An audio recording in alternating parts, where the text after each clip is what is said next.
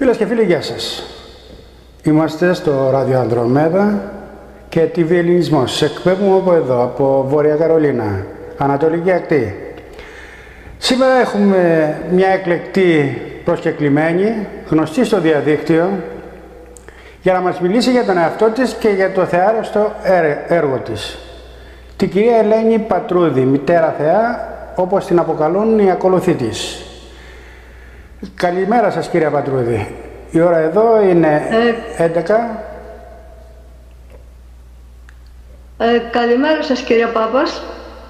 Θέλω να σας ευχαριστήσω καταρχάς που με προσκαλέσατε στο διαδικτυακό και τηλεοπτικό σας κανάλι στον κόσμο της Αμερικής. Τιμή μου. Η τιμή είναι δική μας. Πέστε μας κάτι για εσάς. Όπως γνωρίζουμε, όλοι οι Έλληνες παγκοσμίως νιώθουμε την ανάγκη να προσφέρουμε στην ανθρωπότητα ό,τι καλό έχουμε μέσα μας. Αυτό σημαίνει ότι αυτοί οι άνθρωποι ήρθαν στη γη με μία ιερή αποστολή, μικρή ή μεγάλη. Μία από αυτούς είμαι κι εγώ. Αυτοί οι άνθρωποι είναι πολλοί, δεν είναι ένας και δύο, και όσο αφυπνίζονται, το έργο τους γίνεται και μεγαλύτερο. Ναι, σωστά τα λέτε, αλλά εδώ όπως έκανα μια έρευνα στο Facebook και στο Instagram, ακούω λόγια τιμής για εσάς, να μιλούν με σεβασμό στο πρόσωπό σας και να λένε ότι όχι μόνο τους ελευθερώσατε από πάρα πολλά προβλήματα, αλλά και τους θεραπεύσατε χωρίς να τους ζητήσετε τίποτα. Ναι, ισχύει. Ο κύκλος των θεραπείων όμως έχει κλείσει. Οι άνθρωποι θεραπεύτηκαν κατά την πίστη τους. Είμαι η μητέρα όλων από τους υπέρλαμπρους καθαρούς κόσμους και μέσω Ανδρομέδας ήρθα έτοιμη στη γη. Ένας από αυτούς που ζούσε κάποτε στους υπέρλαμπρους κόσμους είστε κι εσείς, κύριε Πάπας. Ήρθα στη γη εκτός των παραπάνω που προανάφερα να ελευθερώσω τα εκπεσόντα σκάφη μου που μου συμπληρώνουν στην ολοκλήρωσή μου. Ποια είναι βασικά η αποστολή σας στη γη, πώς εξέπεσαν αυτά τα σκάφη και όταν λέτε σκάφη, τι εννοείτε? Όταν λέω σκάφη, δεν εννοώ μεταλλικά σκάφη, αλλά ενεργειακά, πνευματικά, και είναι πολλά. Μεγάλα για τους μεγάλους θεούς και μικρά για τους μικρούς θεούς και ανθρώπους. Αν π.χ. η μητέρα σχηματίζεται από πολλούς θεούς και θεές, τότε τα σκάφη της πολλαπλασιάζονται. Σκάφη εννοώ πνευματικούς εαυτούς. Θεούς με λίγα λόγια. Κάθε μία ζει και ένας στο δικό του χώρο, αστερισμό ή πλανήτη. Ή μπορεί να είναι και ο ίδιος αστερισμός. Υπάρχουν όμως και κάποια σκάφη μου που σήμερα βρίσκονται εγκλωβισμένα σε κατώτερους κόσμους από αρνητικές δυνάμεις και θέλουν να ελευθερωθούν. Αυτό ήρθα κυρίως να κάνω.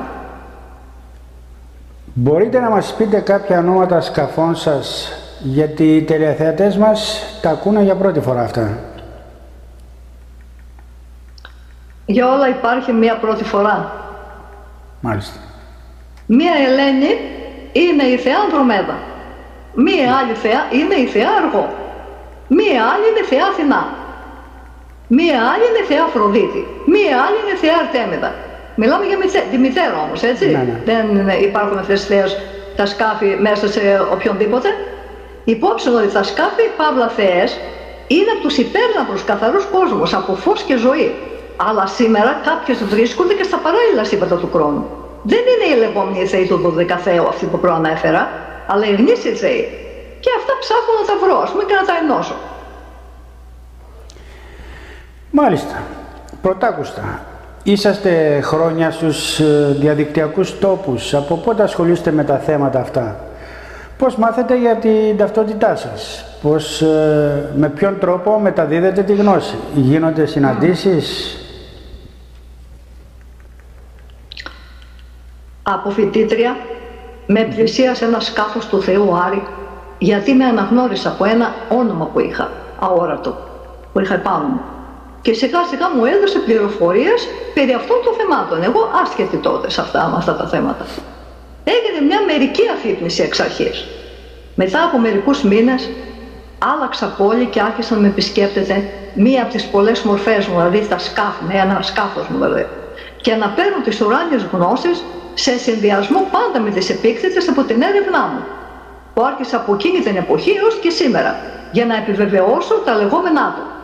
Η οντότητα Θεά επισκεπτόταν και άλλους ανθρώπους από τότε εκτός από μένα και μου έστειλε πληροφορίες, και αυτό συνεχίζεται έως και σήμερα.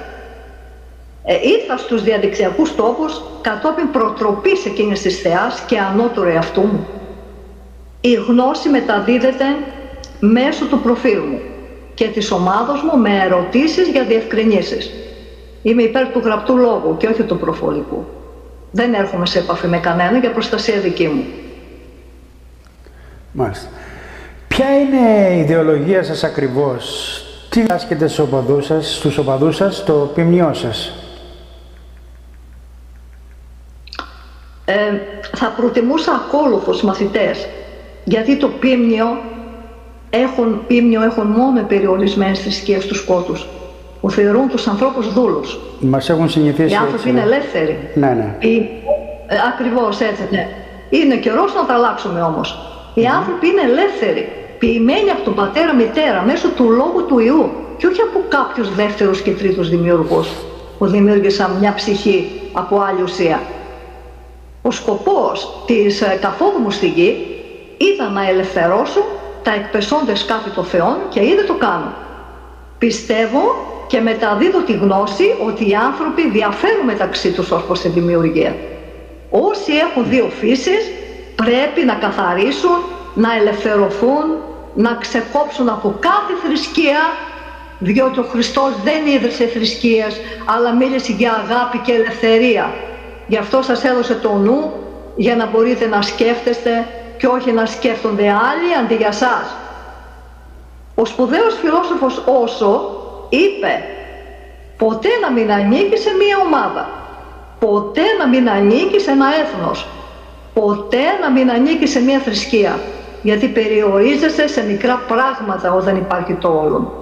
Και λέω εγώ, ψάξτε μέσα στην ψυχή σας, εκεί θα τον βρείτε και θα σας μιλήσει. Πώς μπορούν οι άνθρωποι να πετύχουν την ελευθερία τους?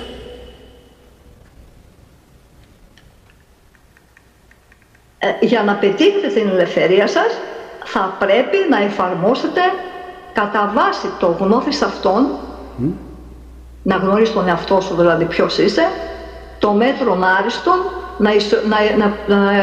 να βαθίζεις το μέτρο και όχι στην υπερβολή, και το μηδέν άγαν. Δηλαδή να μην είσαι στην υπερβολή. Πάντα στο μέτρο, αυτά σημαίνουν. Εκτός αυτού πρέπει να ισορροπήσετε τη λογική με την αγάπη.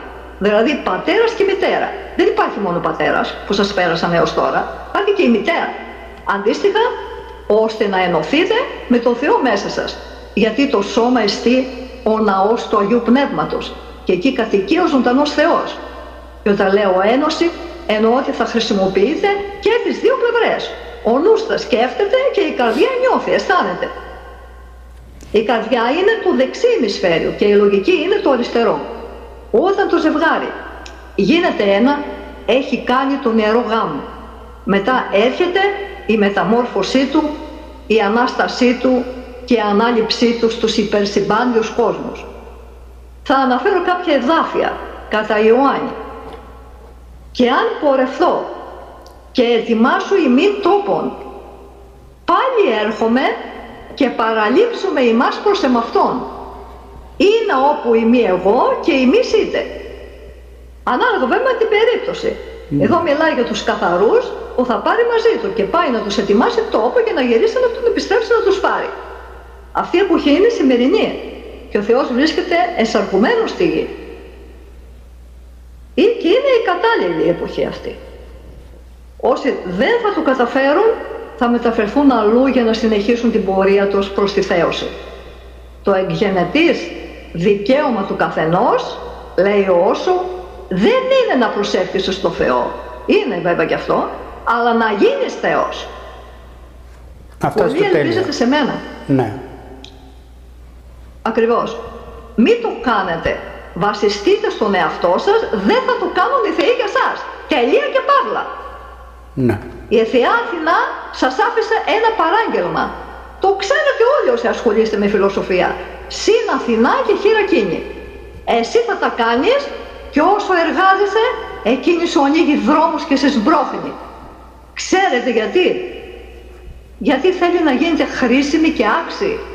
Οι καθαροί κόσμοι θέλουν άξιους ανθρώπους. Θεούς. Σκέψου ένα μωρό που προσπαθεί να περπατήσει ενώ δυσκολεύεται. Τι κάνει η μητέρα του? Το κρατά από το χέρι για να το βοηθήσει να μάθει. Το ίδιο κάνω και εγώ σε εσάς. Επίσης ένας καλός τρόπος να εκλεπτύνεις τα σώματά σου και να ανεβάσεις τους κραδασμούς σου είναι ο διαλογισμός. Θα μιλήσουμε και γι' αυτόν. Τι εννοούμε όταν λέμε Θεό, πρώτη αρχή, δημιουργό? Ποιος δημιούργησε το σύμπαν? Δύσκολα μου βάζεις. Και τα δύσκολα εσείς τα λύνετε. Αν σας τα έλεγα εγώ από τον... Ναι, αν σας τα έλεγα εγώ από τον εαυτό μου, δεν θα με πιστεύατε. Και θα μου λέγατε πού είναι οι πηγές σου. Ναι. Γι' αυτό και εγώ παρουσιάζω πηγές. Εν αρχή είναι μονάς. Τι λέει ο Ερμής? Ο θρισμέγιστος. Ο καθαρός, γιατί υπάρχει και σκοτεινός. Ο δε νους Θεός, αρσενικός και θηλυκός, όντας ζωή και φως υπάρχουν. Γέννησε άλλον δημιουργό νου του κόσμου τούτου, από πυρ και πνεύμα. Μητέρα Θεός, πατέρας Θεός. Στην αρχή της διουργίας, γιατί μιλάμε για διουργία, όχι δημιουργία. Δημιουργία είναι αυτός που δημιουργεί, που δεν κάνει έργα. Όχι δημιουργίας, έτσι. Είναι η μονάς και όχι ο λόγος. Γιατί αυτό επικρατεί. Στη μονάδα βρίσκεται ένας υπερνούς, ενιαίος και πότε χωρίζεται, πότε ενώνεται. Το ένα εξ αυτών κομμάτι του αδιέρετου νου εκπροσωπεί τη μητέρα, από την οποία έγιναν τα σχέδια της διουργίας. Και από το άλλο ισότιμο κομμάτι του νου που εκπροσωπεί τον πατέρα, τα σχέδια υλοποιήθηκαν. Ο ένας σχεδιάζει και ο άλλος υλοποιεί. Αυτά δεν σας τα έμαθαν. Ο Χριστός, λόγος του Χριστού, δημιούργησε τα σήματα. Διούργησε, δηλαδή, για να είμαι πιο ακριβής, πιο σωστή. Τι λέει ο Πλωτίνος και ο Πλάτων για την άρρητο αρχή? Δηλαδή τον Θεό όλων, των πάντων, τον αρχικό μιλάμε, έτσι, γιατί υπάρχουν πολλοί δημιουργοί. Ο αυτογέννητος Θεός, ο πραγματικά αγαθός, για τον αγαθό μιλάμε, εκείνος είναι ο πρώτος, έτσι. Είναι η πηγή όλων. Αρχή πρώτων νοούμενων ιδεών και αρχέτυπων όλων. Και διαμένει ακίνητος και ενωμένος. Και φυσικά ο Αριστοτέλης μας τα λέει κάπως διαφορετικά, περίπου τα ίδια δηλαδή. Ότι άπαντο κινούμενο, υποτινώς ανάγκη κινείστε. Ότι κάθε πράγμα πρέπει να του κινεί κάποιος που θα είναι η αιτία της κίνησης. Άρα κατά τον Αριστοτέλη υπάρχει μία αιτία που κινεί τα πράγματα, η οποία βρίσκεται έξω από αυτά. Η αιτία κίνησης κάθε πράγματος ή σώματος είναι, λέει, το κοινούν ακίνητο, το οποίο ταυτίζεται με το Θεό. Πώς έγινε η δημιουργία των πάντων? Μαθαίνουμε πρωτόγνωρα πράγματα σήμερα με εσάς. Ωραία, και αυτό είναι το πιο δύσκολο, αλλά κάντε λίγο υπομονή, δεν είναι λίγα αυτά που θα πω. Θα αναφερθώ στην πνευματική δημιουργία που δεν τη γνωρίζει κανείς, και εν συνεχεία στην υλική δημιουργία. Όσο μπορώ πιο σύντομα. Την υλική γνωρίζετε εσείς, την άλλη δεν τη γνωρίζετε. Ευχαριστώ. Ο κόσμος προήλθε από μια κατάσταση ανυπαρξίας, το λεγόμενο χάος. Όλα ανακατεμένα στα μία μάζα, περιστρεφόμενοι χωρίς μορφές. Σας τα λέω όπως ακριβώς τα είδα. Ναι. Με τον καιρό αυτά τα στοιχεία διαχωρίστηκαν και ξεπρόβαλε ένα άμορφο αυγό που στροβιλίζεται, τρέχει, είναι γεμάτο λάμψη και βγάζει πολλά χρώματα. Ένα φως ξεχύθηκε και γεννήθηκαν όλα τα στοιχεία και όλοι οι θεοί. Αφού το χάος πήρε μορφές, αυτές ήταν απλές εγώνου και τα δημιουργήματα είχαν άμεση επαφή με το διοργό τους. Όσο το αυγό περιστρέφεται, αλλάζει μορφή και γίνεται σύμπαν. Αυτό είναι η πρώτη οντότητα Θεός, η γαία, που τη γνωρίζουμε. Αλλά όταν ήταν στους πνευματικούς κόσμους ακόμη. Αυτή γέννησε τον ουρανό από το κέλυφος του αυγού, μέσα στο οποίο βρισκόταν ο πρωτόγονος. Το πρωταρχικό είχε μέσα του τον γόνο από ζωή και πνεύμα και ύλη εκλεπτισμένη. Γιατί εν καιρό θα γινόταν η υλική δημιουργία και έπρεπε η ύλη να προϋπάρχει εντός τόπου. Αλλά όταν ονόμασε τον εαυτό του με τα ονόματα της μητέρας και του πατέρα, αυτά τα δύο ήρθαν σε ύπαρξη ως προεκτάσεις του ενός. Αφού ενόησε τα έργα ο πατρικός νους, ο αυτογέννητος εις όλα έσπηρε το δεσμό του έρωτος, για να παραμένουν τα πάντα εις ατελείωτο χρόνο ερωτευμένα, γιατί υπάρχει ο έρωτας εκεί, ο θεϊκός. Διότι εξαιτίας αυτού του έρωτος τα πάντα συνενώθηκαν μεταξύ τους με αρμονία. Στο κέντρο του αυγού γεννιέται το όν, η μεγάλη μητέρα Αγία Πνεύμη, έτσι λέγεται και μου την είπανε, Αγία Πνεύμη, που ξεπήδασε από το κεφάλι του Θεού. Ήταν ο μεγάλος πατέρας Ζεύς ενωμένοι σε ένα. Δηλαδή Ζεύς διπλός, ένα στην ουσία, ενωμένος. Η άλλη τους αρχή σχηματίζεται. Ο Θεός τώρα πώς σχηματίζεται, από τι ζευγάρια σχηματίζεται, από ποιους θεούς. 3 ζευγάρια που εμφανίζεται το ένα πίσω από το άλλο. Ξαφνικά γεννιούνται 2 ύλη στο κέντρο του ενός. Ένας χήμαρος φωτός, τεραστίων διαστάσεων ήλιος, ξεπήδησε με μορφή Θεάς Αθηνάς και Θεού Άρη, η οποία μεταμορφώνεται σε Θεά Αφροδίτη και Θεό Ερμή. Είναι το δεύτερο ζευγάρι αυτό. Στην ουσία είναι ήδη, γι' αυτό λέει μεταμορφώνεται. Οι 2 ύλοι ενωμένοι με τον ιερό γάμο, 4 βασικά είναι, 2 μεταμορφώθηκαν μετά. Γέννησαν 2 παιδιά θεούς, ενωμένοι στο κέντρο και αυτοί σε έναν. Είναι ο Θεός Απόλλων και η Θεία Αρτέμιδα. Οι γεννήσεις έγιναν με τη δύναμη του Θεού Έρωτα. Είναι οι 8 αρχικοί θεοί, 3 ζευγάρια και ο πατέρας μητέρα 4 που λέει και ο Ηρόδοτος. Μεγάλος πατέρας, μεγάλη μητέρα Ζεύς. Χριστός, ο λόγος και των 2. Δεν μιλάω για τον Χριστό της γης, που και οι άνθρωποι πιστεύουν σήμερα. Αυτός είναι ένας σκοτεινός Θεός που έκλεψε τα πάντα από το γνήσιο. Έτσι με το λόγο του γνήσιος πρώτα δημιούργησε τα ενεργειακά σύμπαντα και όλη την ενεργειακή ζωή από υπέρλαμπρο φως. Επειδή συνεχώς γεννιούνταν σύμπαντα, η δημιουργία πολλαπλασιαζόταν αναγκαστικά. Έπρεπε να κατέβουν να κάνουν δημιουργία και στα άλλα. Στην αρχή δεν ήταν τόσα πολλά.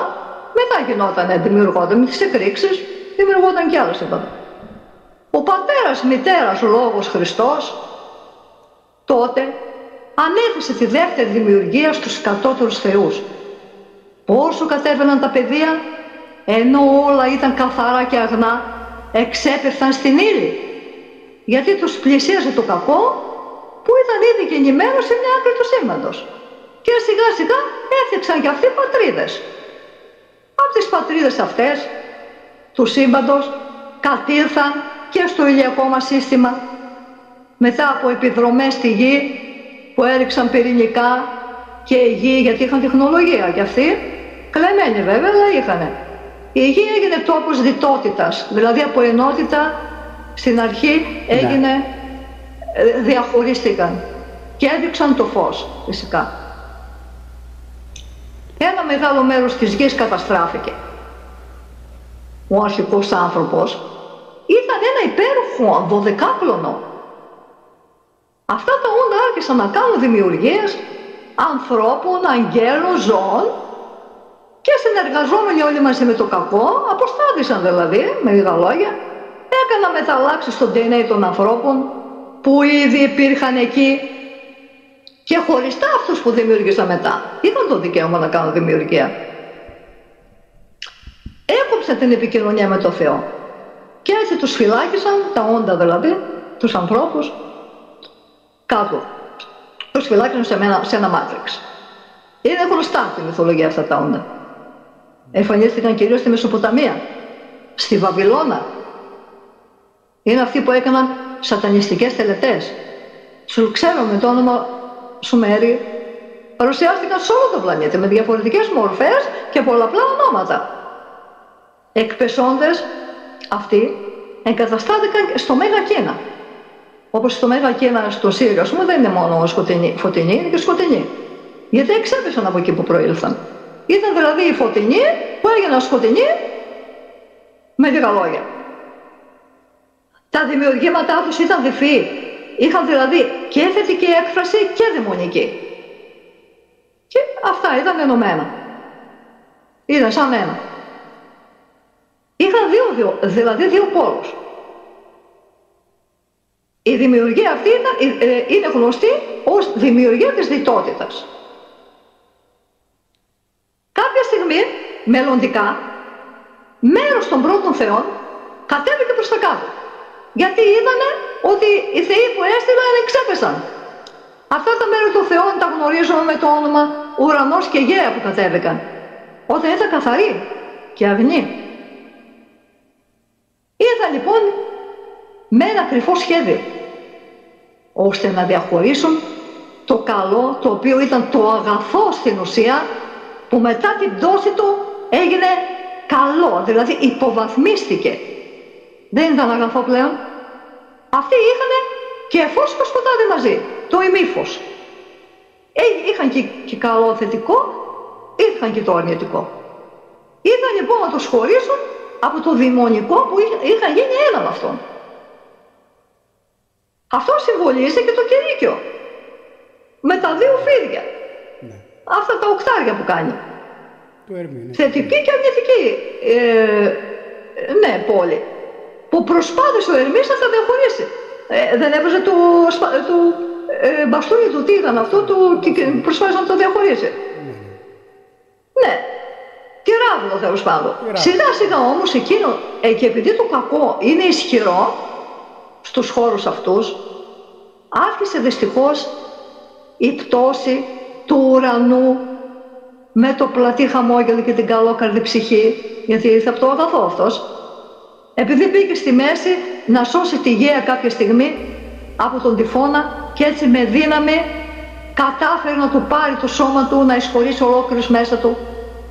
Πιθανόν τον έβαλε στη στάση των ουρανών και παρουσιαζόταν ως ουρανός. Και λέμε ότι ο ουρανός εκουστάθησε. Δεν ξέρουμε ποιος είναι μέσα του. Και έκανε όλο αυτό το κακό. Το κακό μισούσε το αγαθό και τη δημιουργία του. Και ήθελε να τα κλέψει όλα. Ο ουρανός εντελώς ξαφνικά έγινε σατανάς. Εν καιρό ακολούθησε και η γαία τη μεγάλη πτώση της. Είχανε όχι ολόκληρη, και ήρθαν όχι ολόκληρα τα σκάφη, ήρθαν κάποια μέρη των σκαφών της γέας. Δεν είπαμε ότι καταστράφηκε ο Θεός του αγαθού, έτσι. Μέρη, αυτοί χωρίζονται όταν θέλουν. Σκάφη δηλαδή, όπως τα λέω εγώ. Γιατί αποτελούνται από πολλούς θεούς. Ναι. Κάποιοι. Έφτασε λοιπόν στα Τάρταρα. Η γέα εξέπεσε, την κυνήγησαν, εξέπεσε. Και έκανε και τη σκοτεινή δημιουργία. Με όλα τα τέρατα και τις γεννήσεις που γνωρίζουμε από τη μυθολογία. Η πνευματική δημιουργία κανονικά, μιλάει για κάποιους θεούς με τα ονόματα των θεών που γνωρίζετε. Δεν είναι όμως οι ίδιοι με τους θεούς της διτότητας, παρόλο που έχουν τα ίδια ονόματα. Διαβάστε Ερόδητο και θα δείτε. Αυτά προς το παρόν. Αρκετά. Και κατατοπιστικότατα μαθαίνουμε πράγματα που θα περάσουν πολλά χρόνια, άμα δεν τα ακούγαμε από εσάς. Πώς λειτουργεί το σύμπαν, ξέρετε κάτι? Θα πω αυτά που λέει ο Πλούταρχος. Για τη λειτουργία του σύμπαντος υπάρχουν 183 κόσμοι, διατεταγμένοι στις τρεις πλευρές ενός σκελούς τριγώνου. Από 60 η κάθε πλευρά, 3, 6, 18.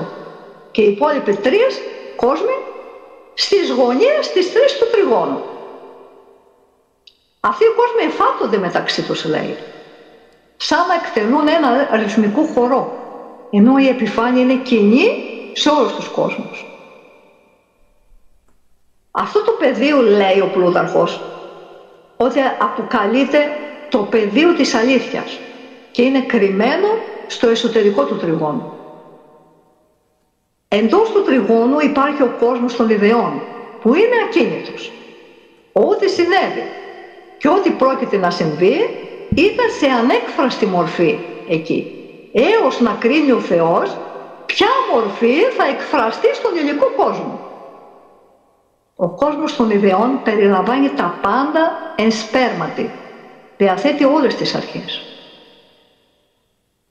Γύρω, λέει, από το τρίγωνο υπάρχει η αιωνιότητα διαμέσου αυτών των κόσμων. Και λέει επίσης ότι η θέαση αυτή, αυτό όλο μπορεί να το δει κάποιος κάθε 10.000 χρόνια. Οι ανθρώπινες ψυχές δηλαδή, κάποιος, δηλαδή κάθε 10.000 χρόνια. Μόνο σε αυτούς όμως που έζησαν ενάρετα. Άλλοι δεν βλέπουν, γι' αυτό είναι άγνωστο εντελώς αυτό. Δεν το γνώριζε κανείς. Τουλάχιστον εγώ στην έρευνά μου δεν το βρήκα. Αυτά. Τι είναι ο κόσμος των ιδεών? Ερώτηση. Ναι, μ' ακούσατε? Ο Πλούταρχος λέει, ναι, σας άκουσα. Λίγο χαμηλά. Χαμηλότερο. Σας άκουσα. Θα φτιάξουμε τον ήχο. Ο Ερμής λέει, λέγοντας αυτό, εσείς με ακούτε καθαρά? Εγώ σας ακούω πάρα πολύ καθαρά. Με ακούτε καθαρά? Όπως, εντάξει, ευχαριστώ. Λέγοντας, λέει αυτό, ο Ερμής, άλλαξε ο τρόπος της σκέψης μου. Διότι επικοινωνούσα πλέον με τον κόσμο των ιδεών. Αυτό συνέβη όταν η ροπή του νου μου, κατεύθυνση του νου μου, άλλαξε αμέσως από αριστερόστροφη, λέει, σε δεξιόστροφη. Δηλαδή, άλλαξε η διάνοιά μου. Και μπορούσα να δω την αλήθεια στα πάντα. Οτιδήποτε υπάρχει στον κόσμο των ιδεών γεννιέται από φως.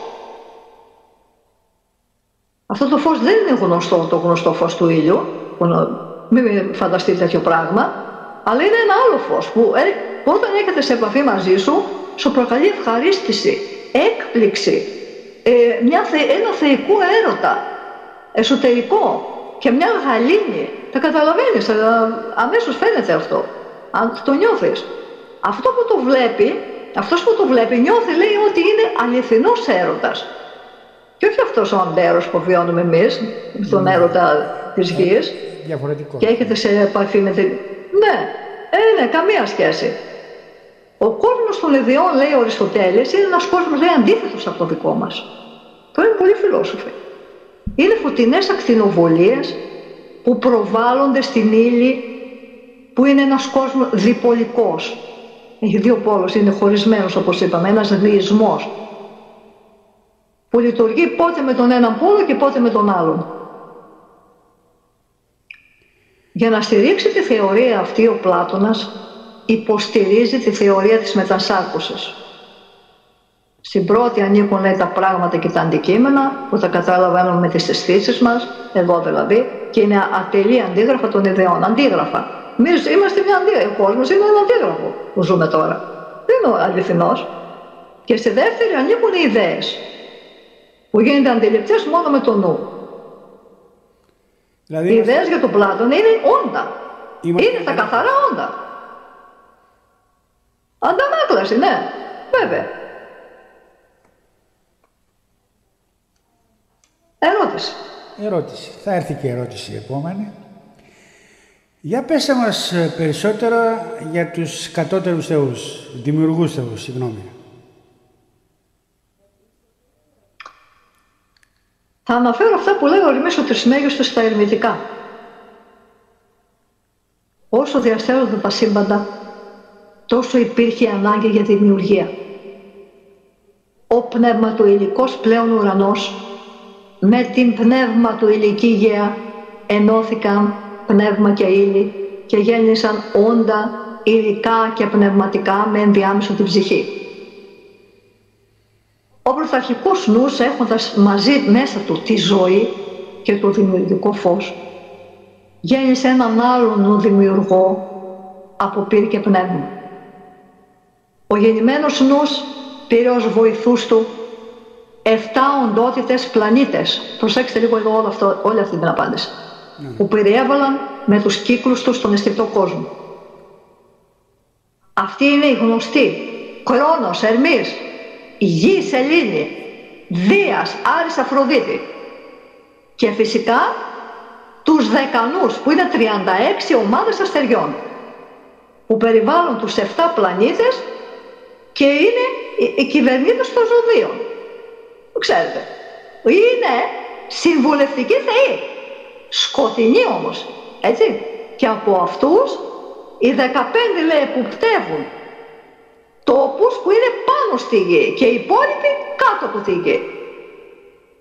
Σε αυτούς τους 36 δεκανούς οφείλονται οι αλλαγές των εξουσιών, οι λοιμοί, οι επιδημίες, οι ιοί που έχουμε. Μας ήρθε τώρα. Ό,τι συμβαίνει στη γη. Αυτή είναι υπεύθυνη. Ό,τι κακό γίνεται, ναι. Ναι. Ακριβώς. Αυτοί λέγονται και δαίμονες. Και θεωρούνται ότι ρυθμίζουν και την ώρα, τον είπε και ο χρόνος δηλαδή στη ζωή των ανθρώπων. Στον ελλαδικό χώρο, στην εποχή του Ομήρου, οι πλανήτες δεν είχαν εξ αρχής τα ονόματα των αρχαίων Ελλήνων θεών που έχουμε σήμερα. Τους είχαν αποδώσει ονόματα όπως είχαν σχέση με τα χαρακτηριστικά τους. Δηλαδή Εωσφόρος, Έσπερος, Υπερίων, γνωστά ονόματα. Ακολούθως λέει, κατά την Αλεξανδρινή περίοδο, οι πλανήτες μετονομάστηκαν από τους αστρολόγους, πήραν δηλαδή τα ονόματα των θεών. Αυτοί ήταν τιτάνες που γέννησαν το δεύτερο και το τρίτο δωδεκάθεο με τα ονόματα Απόλλων, Αθηνά και λοιπά. Και κυβέρνησαν τη γη και Δίας φυσικά, αυτό εννοώ, το δεύτερο και τρίτο δωδεκάθεο, και τη γη με διαφορετικές μορφές και πολλαπλά ονόματα. Ένα όνομα το γνωρίζεις σαν Αδωνάκη. Ναι. Στο τέλος δημιούργησαν και τους ανθρώπους με γενετική μηχανική. Τα υπόλοιπα τα γνωρίζετε και θα τα δείτε αναλυτικά στο προφίλ μου. Αυτοί δεν ήταν οι θεοί σας, αλλά από λάθος προσκυνούσατε αυτούς γιατί κυβερνούσαν αυτοί με βία, έκαναν δημιουργίες, είχαν υπεραιωρητική τεχνολογία, τους περάσετε για θεούς. Πού να τους ξέρετε ποιος είναι ο αληθινός Θεός. Το ίδιο λάθος δηλαδή και τότε. Αυτοί είναι οι αισθητοί θεοί. Ναι. Ναι, τώρα τουλάχιστον θα αρχίσετε να ξυπνάνε. Να ξυπνάτε. Ναι, ναι. Αυτοί είναι οι αισθητοί θεοί που έχουν και ύλη και πνεύμα. Είναι δηλαδή με τις αισθήσεις. Κυβερνούν και τους καταλαβαίνουν με τις αισθήσεις. Όχι με κάτι ανώτερο. Και είναι η δημιουργία των πάντων στον αισθητό κόσμο. Των 3 διαστάσεων δηλαδή. Ναι. Και παραπάνω από τις 3 διαστάσεις. Υπάρχουν όμως και οι νοητοί θεοί που είναι ασώματοι, δεν έχουν σώμα, αυτοί έχουν ύλη. Που τους αντιλαμβανόμαστε μέσω του νου. Δεν μπορούμε να τους δούμε αλλιώς, μέσω του νου. Ο Όμηρος λέει ότι το σύμπαν είναι χωρισμένο, ναι, σε 3 επίπεδα. Στον κόσμο του ουρανού, που κυβερνά ο Δίας, που ξέρουμε, ο Κρονίδης, στον κόσμο της γης και της θάλασσας, που είναι ο Ποσειδώνας, και στον κάτω κόσμο που είναι ο Άδης. Μοιράστηκαν, τα πήραν δηλαδή, τα μοίρασαν, για να κυβερνούν και να παριστάνουν τους θεούς. Αυτός ο Άδης εμφανίζεται, λέει, στην προγεωμετρική εποχή, δηλαδή κάπου στο 1000, για να αντικαταστήσει, λέει, το βάλαν και αυτόν μετά, στο υποχθόνιο βασίλειο, ποιον, τον Ποσειδώνα και τον καταχθόνιο Δία, τους οποίους, λέει, οι μυθοπλάστες τους ύψισαν σε ουράνιες θεότητες. Υπάρχουν βέβαια και τοπικά ονόματα για τον Θεό του κάτω κόσμου. Όπως Ζεύς, ο καταχθόνιος. Δεν είναι ο Ζεύς ο δικός μας, το αγαθό. Απλώς πήρε το όνομα, κλέβουν τα ονόματα αυτά για να μπερδευτείτε. Οι ορφικοί τον έλεγαν και Διόνυσο Ζαγραία. Και αυτός είναι το ίδιο, ως ευεργετικός θεός. Αυτοί οι δύο παρουσιάστηκαν και στην θρησκεία του χριστιανισμού. Ο πατέρας και γιος. Ο Βάκχος. Αυτοί έχουν και άλλη όψη. Και θετική και ευεργετική. Έτσι. Εκεί σας ξεγελάνε, επειδή κάνουν και το καλό, αλλά δεν είναι αυτή στην ουσία που το κάνουνε. Είναι το αγαθό που εξέπεσε. Είναι Θεός και της Γεωργίας, λέει ο Άδης, που μυθονομάζεται και πλούτον. Δηλαδή είναι παράγον της λέξη πλούτος. Γι' αυτό συνδέεται και με τη Θεία Δήμητρα. Είναι πολλά ονόματα, είναι στην ουσία ένας, χωρισμένος.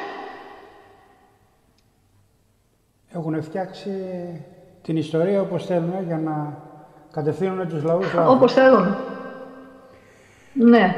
Κάτι αναφέρατε για τον Χριστό σε ένα σημείο και τον διαχωρίσατε από κάποιον άλλον Χριστό. Μπορείτε να μας το ξεκαθαρίσετε ποιος είναι ο αληθινός και ποιος ο ψεύτικος? Ναι. Θα αρχίσουμε κάποιο εδάφιο κατά Ιωάννη, γιατί η Καινή Διαθήκη δεν είναι όλοι παραποιημένοι. Υπάρχουν αλήθειες μέσα, γιατί τα άφησαν, γιατί τους βόλευαν. Αλλά εκεί με την έρευνα να ψάχνεις να βρεις, να κρατήσεις, να απορρίψεις κάποιες αλήθειες.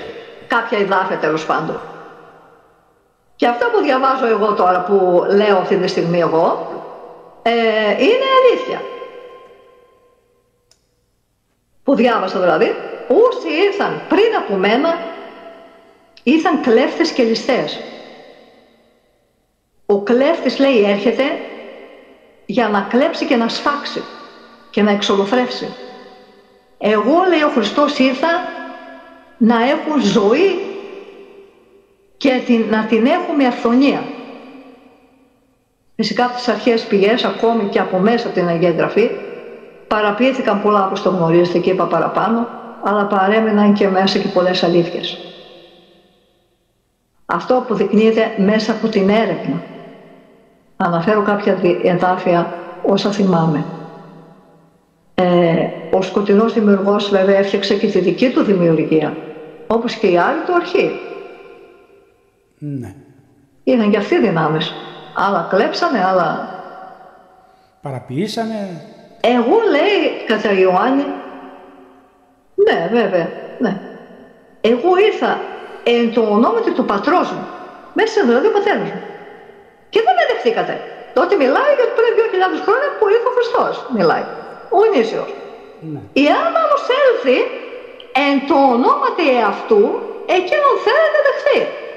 Δηλαδή εγώ ήρθα από τον πατέρα μου και εμένα δεν με δεχτήκατε. Γιατί δεν τον ξέρατε, δεν τον ξέρετε τον πατέρα μου. Εάν όμως έρθει ο άλλος, για τον Αντίχριστο μιλάει και για τον Ιακωβέ, το ίδιο είναι αυτό. Είναι το ίδιο πράγμα. Γιατί εκείνος το αποφάσισε, θα το δεχτείτε. Λέει ότι ο γνήσιος Χριστός έχει άλλον πατέρα. Το είπε και ο ίδιος, που δεν το γνωρίζει κανείς. Και δεν έχει σχέση με τον πατέρα των Εβραίων, το Γιαχβέ, και ο Εβραίος Χριστός, Γιαχβέ Σατανάς, πήρε τη θέση του γνήσιου Χριστού, σαν κλέφτης που είναι. Το αναφέρει ο Ιούδας και άλλα εδάφη. Θα τα δείτε αναλυτικά στο προφίλ αν το ψάξετε. Ότι θα τον ακολουθήσουν οι άνθρωποι μελλοντικά. Μέσα από τις θρησκείες εννοούσε, όπως και έγινε. Να σας πω το εδάφιο αυτό που είπα μόλις τώρα. Είναι το απόκριφο Ευαγγέλιο του Ιούδα. Αυτά τα απόκριφα τα θεωρήσανε τα έχουν μαζέψει. Ψεύτικα. Κατάλαβες, δεν του συνέφερε. Έβαλα μόνο αυτά που ήθελαν αυτοί. Έτσι λέει τώρα. Ο άρχον τούτου του κόσμου θα σταθεί, δηλαδή ο Γιαχβέ, και θα κάνει χρήση του ονόματός μου. Θα χρησιμοποιήσει το όνομά μου, αυτό λέει. Έτσι οι γενναίες, λέει, των ευσεβών θα παραμείνουν πιστές σε αυτόν, να τους ξεγελάσει. Αυτό βλέπουμε σήμερα, όχι μόνο σήμερα. Χρόνια συμβαίνει, 2.000 χρόνια. Αυτό συμβαίνει. Τα ήξερε εκείνος από τότε. Και εμείς επίσης πουλείτε τους Έλληνες. Με λίγα λόγια, υπάρχουν δημιουργοί μετά της αρήτου αρχής και δημιουργοί μετά του σατανά Σεβαώθ. Τα μεν πρώτα είναι ελεύθερα, τα δε δεύτερα δούλη. Πού να τα ξέρετε? Αυτά δεν τα γνωρίζει ο κόσμος. Όχι, πού να τα γνωρίσει? Γιατί πολλοί από αυτούς δεν έψαξαν, οι πιο πολλοί. Δεν ερεύνησαν και δέχτηκαν την αλήθεια της Εκκλησίας και που τους πέρασαν, το πίστευαν και μια έρευνα. Αυτό θα δεχτείς, αλλιώς θα πας στην κόλαση. Κυριάρχησε ο Ο φόβος. φιλόσοφος Όσο λέει, βέβαια, ναι, δεν έχουν γνώση καταρχάς, δεν μπορούν να σκεφτούν, δεν χρησιμοποιούν Αυτό το λέω, νου. κυριάρχησε ο φόβος για να μην υπάρχει γνώση. Ακριβώς. Γιατί να πάμε να μην πιστέψουμε στη θρησκεία μας και στο Θεό μας και να το ψάχνουμε? Είναι αμαρτία να το ψάχνουμε. Σημαίνει ότι δεν τον εμπιστευόμαστε. Κάπως έτσι. Ναι, αυτό τους ρίχνουνε και το... Επειδή λέει ο Όσο λοιπόν... Ναι. Ναι, επειδή βαριέται ο πιστός, λέει ο Όσο, δεν θέλει να γίνει ερευνητής. Και έτσι πιστεύει αυτό που το παρουσιάζουν. Εδώ δεν καταργούμε την πίστη, είναι πολύ σημαντική. Αλλού εστιάζω. Μα το μυαλό σας γιατί σας το έδωσε? Γι' αυτό σας το έδωσε, για να σκέφτεστε. Και το ερευνάει θα γραφός, γιατί σας το είπε? Γιατί ήξερε. Ψάξτε όσους σας λέει. Δεν θα είναι αληθινά αυτά που θα σας παρουσιάσουν. Γιατί δεν τα χρησιμοποιείτε? Δούλοι είστε. Μετά από τόσο κακό που υπάρχει στη γη, είναι δυνατόν? Έκοψαν και έραψαν και τα παρουσίασαν στα τούβλα που γεννήθηκαν σκλάβοι. Γιατί είναι δικά του δημιουργία μετά στην ουσία, παρόλο που είναι και Έλληνες. Και έχουν τέτοιες εντολές στα γονίδια τους. Μην ξεχνάμε όμως ότι πόσο ζημιά έχουν κάνει για να ρίξουν την... Μεγάλη ζημιά. Γι' αυτό είμαι εδώ για να τα διορθώσω. Μάλιστα. Το πρόβλημα όμως αυτούς, πρόσεξε, παρόλο που μισούσαν τους Έλληνες, ναι, τους μισούσαν γιατί τους φοβόταν. Στην ουσία του φοβόταν, γιατί οι Έλληνες δεν είναι μόνο οι αυτοί που ήρθαν από πάνω, που δημιουργήθηκαν πάνω, είναι και κάποιοι που ονομάστηκαν Έλληνες. Αυτό κατά τον Όμηρο, λέει, αυτοί που φοβόταν ήταν οι Σελοί. Ναι. Σελοί δηλαδή. Ποιοι είναι οι Σελοί και ποιοι οι Γκρεκοί? Καλά το λέω, Γκρεκοί. Ακούσατε για τους Γκρεκούς, ναι. Ναι. Οι απόψεις δίστανται. Βέβαια ο καθένας λέει αυτά που φιλόσοφους τέλος πάντων που τα γράφουν, αυτά που πιστεύουν και αυτά που βρήκαν κι αυτοί. Ο Αριστοτέλης, ας πούμε, στα μετεωρολογικά λέει, και ο Απολόγωρος, «Όκουν γάρι Σελοί εντάφθα και οι καλούμενοι τότε μεν Γκρεκοί, νυν δε Έλληνες». Στην περιοχή της Λοδόνης, πριν τον κατακλυσμό, κατοικούσε ένας λαός που ονομάζονταν Σελοί, που αποκαλούνταν τότε Γκρικοί. Έτσι λέει το εδάφιο. Και μετά τον δεύτερο αιώνα, λέει ο Πολόδωρος, ονομάστηκαν Έλληνες. Οι Σελοί θεωρείται ότι ήταν, λέει, κάποιοι άνθρωποι που πατούσαν κάτω στη γη για να αντλούν δυνάμεις και να ερμηνεύουν τους χρησμούς. Οι περισσότεροι δυτικοί ιστορικοί υποστηρίζουν ότι κατέβηκαν από το Δούναβι όταν βρέθηκαν στην πεδιάδα της Θεσσαλονίκης, επειδή εκεί κατοικούσαν οι πελασγοί, διασκορπίστηκαν, λέει, στην Άνω Ελλάδα. Ήταν οι Μυρμηδόνες, λένε, που έγιναν Μολοσσοί μετά ονομάστηκαν. Ήταν ξεκάθαρη βέβαια η σχέση των Σελών με τον Ολυμπιάδα. Ναι. Και τη στόχευση της ελληνικής εκστρατείας ενάντια στην Ασία με τον Μέγα Αλέξανδρο. Ο Ησίωδος λέει ότι ο Γρεκός ήταν, λέει, γιος της Πανδώρας, αδελφή του Έλληνα, και ήταν το όνομα των Ελλήνων πριν τον κατακλυσμό. Η κόρη του Δευκαλίωνα, η Πανδώρα, λέει, μέσα στα παλάτια, ο Ησίωδος, με τον πατέρα Δία σμίγοντας, γέννησε τον Γρεκό του Πολομεχαρή. Ο Δευκαλίων, λέει, που υπήρξε δημιουργός των λαών, δεν έδωσε το όνομά του στους απογόνους, αλλά μόνο ο Έλλην, που σημαίνει ότι μόνο το 1/3 των απογόνων του υπήρξαν οι Έλληνες. Οι άλλοι ήταν Λουκροί και Βιωτοί, λέει, οι Γκρεκοί δηλαδή. Και ίσως μελλοντικά να πήραν όλοι το όνομα Έλληνες. Φέρουν τοπικές ονομασίες, τις συναντάμε και στον Όμηρο. Γι' αυτό όλοι οι Έλληνες δεν είναι σωστοί, δεν είναι καθαροί. Ναι. Ποιος δημιούργησε το Matrix?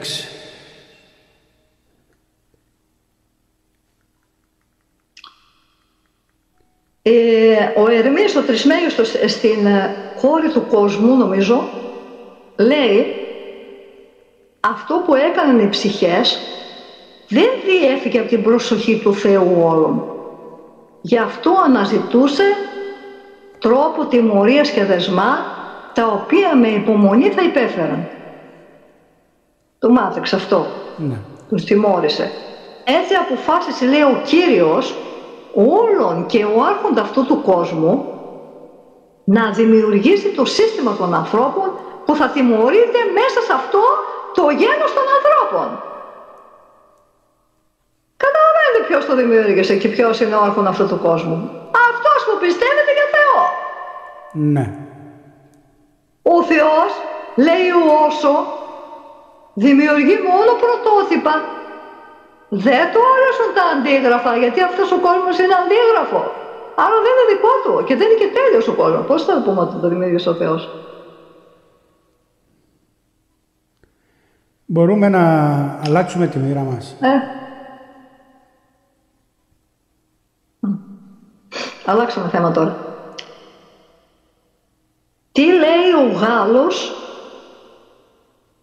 Fabre de Olivet, αν το λέω σωστά, σχετικά με το ορθογώνιο τρίγωνο?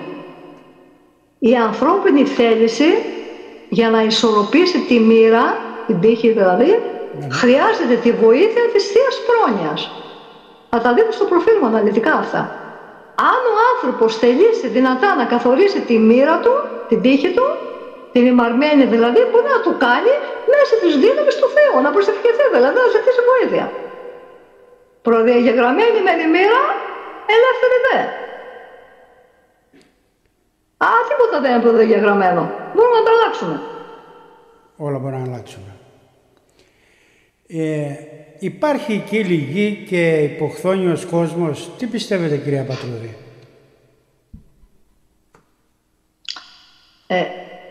Δεν πιστεύω ακριβώς. Γνωρίζω από τον Πλάτων, από το Φέδων, που περιγράφει την κύλη γη. Και δεν είναι ο μόνος. Ναι, εντάξει. Εδώ μιλάμε με... Υπάρχουν, λέει, εντός της γης, ακριβώς, σε όλη την περιφέρειά της, λέει, και στα κύλα μέρη, πολλοί τόποι. Άλλοι, λένε, είναι βαθύτεροι σε σχέση με αυτό που κατοικούμε εμείς. Και άλλοι πάλι, λέει, έχουν μικρότερο βάθος από το δικό μας. Και είναι πιο πλατύτεροι. Όλοι αυτοί όμως, λέει, συγκοινωνούν, επικοινωνούν μέσω οπών. Και τρέχει, λέει, και νερό από τον ένα στον άλλο. Και τα ίδια, λέει, και ο Λουκιανός στην Νικρομαντία και τα αργοναυτικά του Ορφέα. Μπορώ να πω ότι τα όντα αυτά έχουν τη δυνατότητα να παίρνουν τη μορφή του ανθρώπου και να εξέρχονται, να βγαίνουν έξω και να καθίσουν επί της χρονός, της γης. Αυτά, λέει, οι τουρανοί και οι Σεμίτες τα κάνανε αυτά. Και επίσης, λέει, η είσοδος για την κύλη γη ήταν στην περιοχή Θούλη. Τη γνωρίζετε. Να έχετε διαβάσει δηλαδή. Από εκεί μπαίνανε.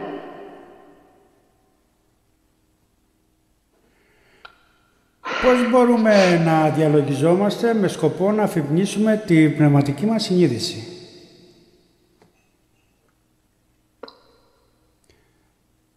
Βλέπετε, σας κάνω κάποιος ρώτησε, λέει, το... γιατί γνωρίζετε. Ναι, καλά κάνετε. Ναι. ναι, σωστά. Κάποιος ρόλος για να καταλάβουν και οι άνθρωποι. Άμα θα αρχίσουν και να μιλάω, ναι, θα κουραστούν. Κάποιος ρώτησε το δάσκαλό του, λέει, για αυτό, για το θέμα αυτό που με ρωτήσατε. Και απάντησε, λέει αυτός, ότι ο καλύτερος τρόπος είναι η επανάληψη ενός ιερού ονόματος για τη συνδυρά αυτή εποχή που ζούμε. Αλλά λέει η επανάληψη της λέξεως πρέπει να συνδέεται με διαλογισμό. Υπάρχουν διάφοροι τρόποι να φανταστούμε το Θεό. Λέω εγώ τώρα, είτε σαν μητέρα, είτε σαν πατέρας, είτε σαν λαμπρό φως. Κάνοντας στην καρδιά, σε επίκεντρο της συνείδησης. Το κάνουμε εδώ, επίκεντρο. Μια ειλικρινή ψυχή που τηρεί τους κανόνες, παράλληλα και την προσευχή και την ιερή εστίαση της ιερής μορφής. Ποια τα τρία. Και να το επαναλάβει το ιερό όνομα, λέει. Εξαγνίζει το σώμα, το εγώ και τις αισθήσεις του νου. Και τότε ξυπνά τη συνείδηση της ψυχής. Αυτά τα πιστεύω κι εγώ, γι' αυτό και τα λέω αυτή τη στιγμή. Και γι' αυτό και τα λέτε, ναι. Και καλά όσοι ασκούν πνευματικές ασκήσεις χωρίς να είναι σωματικά νοερά και καθαροί, όχι μόνο σπαταλούν την ενέργειά τους, αλλά αυτή η ενέργεια στρέφεται, λέει, σε εγκόσμιους διάβλους, δηλαδή στα κατώτερα κέντρα, και λειτουργείται με τα συναισθήματα που είναι φθαρτά, δεν είναι αγάπη, με το σεξ, είναι κατώτερες σκέψεις, με τις κατώτερες σκέψεις, μπορεί να σχηματιστεί τότε, λέει, μια φοβερή δίνη που θα αυξήσει τον εγωισμό σας και να σας τσακίσει το νευρικό σύστημα, οδηγώντας σε πλήρη κατάπτωση. Δεν θα τη χρησιμοποιείτε, δεν θα κάνετε άσχημες σκέψεις, άσχημες πράξεις, για να ανεβαίνει η ενέργεια επάνω. Τι ξέρετε για την έξοδο των ρυπανών γενών και τους κοινοκεφάλους?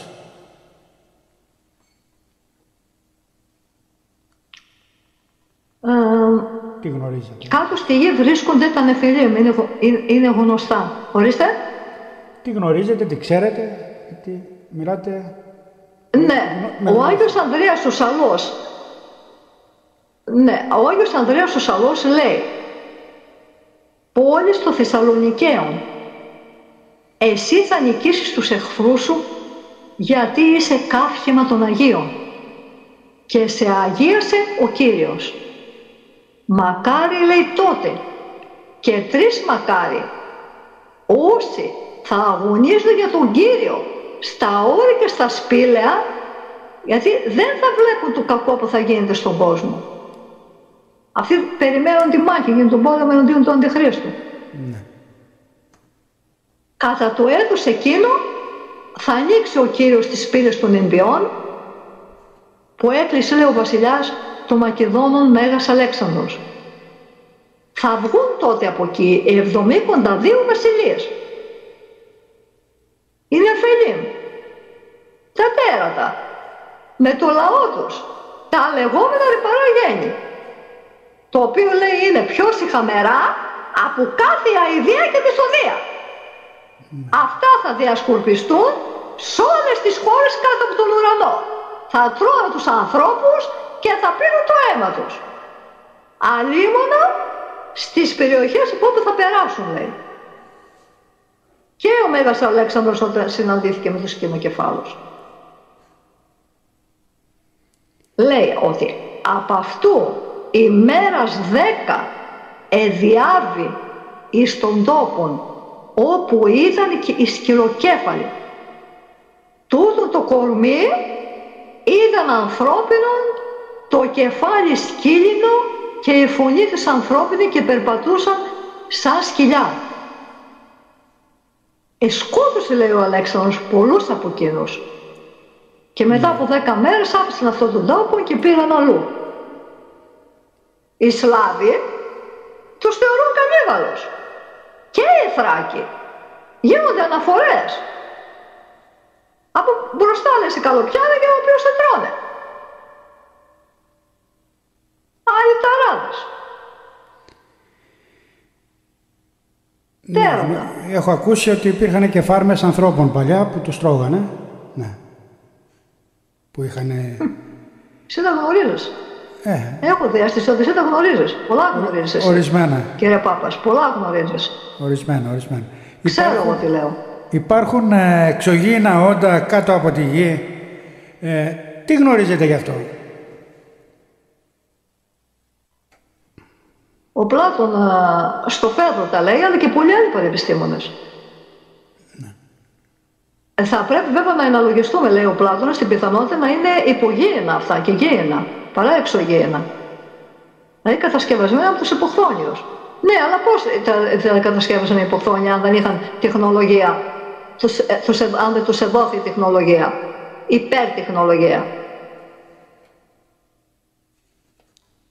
Φυσικά και υπάρχουν και εξωγήινες φυλές, έτσι, που μας επισκέπτονται και βρίσκονται ανάμεσά μας. Νομίζω είναι πολύ γνωστό σε όλους αυτό. Ναι, υπάρχουν μαρτυρίες ότι έχουν δει εξωγήινους, αλλά είναι μια άλλη... Θα κάνουμε μια άλλη εκπομπή. Πάρα πολλά, ναι. Ποιος καθορίζει τη ζωή μας στον σαρκωμένο κόσμο? Πρέπει να τηρήσουμε κάποια συγκεκριμένα πράγματα?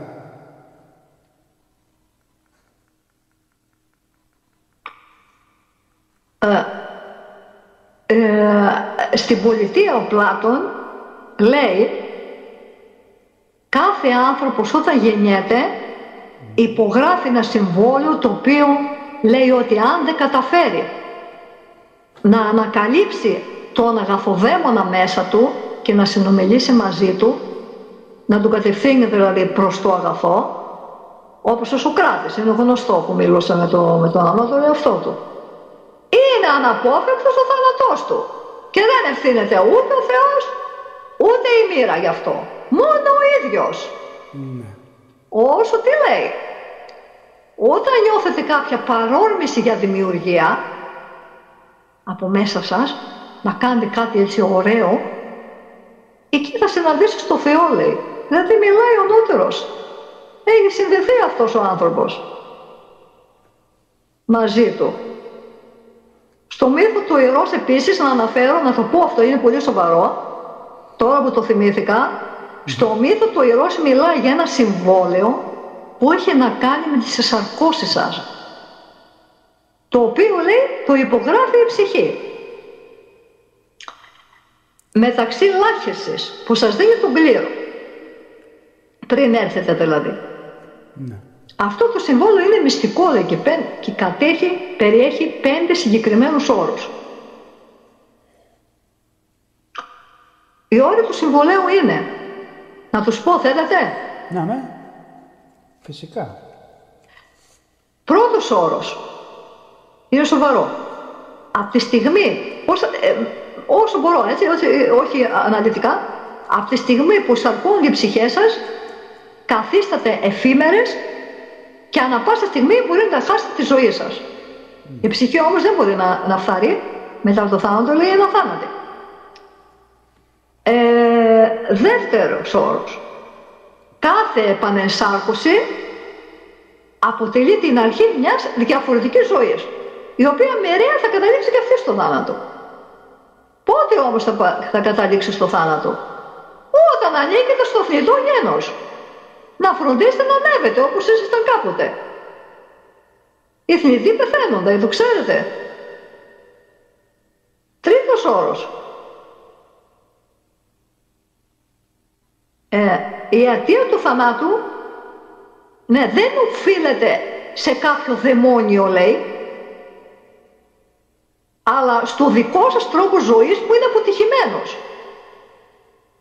Γιατί είναι αποτυχημένος, γιατί ελκύσατε, λέει, έναν δαίμονα, όχι δαιμόνιο του, όχι τον αγαθοδαίμονα, έναν δαίμονα σκουτινό, που αρμόζει, λέει, στην ψυχή σας. Τρήκε έδαφος και μπήκε. Που θα υποχρεωθεί, λέει, αυτός να βάλει τέλος στη ζωή σας. Αυτός θα σας πεθάνει. Γιατί όμως? Γιατί δεν έλξατε με τις πράξεις και με τα λόγια σας και με τα έργα σας και με τις κακές σκέψεις το αγαθό δαιμόνιο. Και αφού δεν ελέγξε το αγαθό, μπήκε στο σκοτεινό. Τέταρτος όρος. Αν στην περίπτωση αυτός ο αγαθοδαίμονας ενωθεί μαζί σας, ο ανώτερος εαυτός σας, αυτός είναι που θα σας ελευθερώσει από τη μοίρα σας και την ημαρμένη, με το κλήρο που σας έδωσε η Λάχισης. Θα σας ελευθερώσει. Γιατί είναι Θεός αυτός στην ουσία, είναι Θεός. Και είστε αποκλειστικά υπεύθυνοι για το πώς θα γίνετε αγαθοί. Όλα εξαρτώνται από εσάς. Και ένα τελευταίο,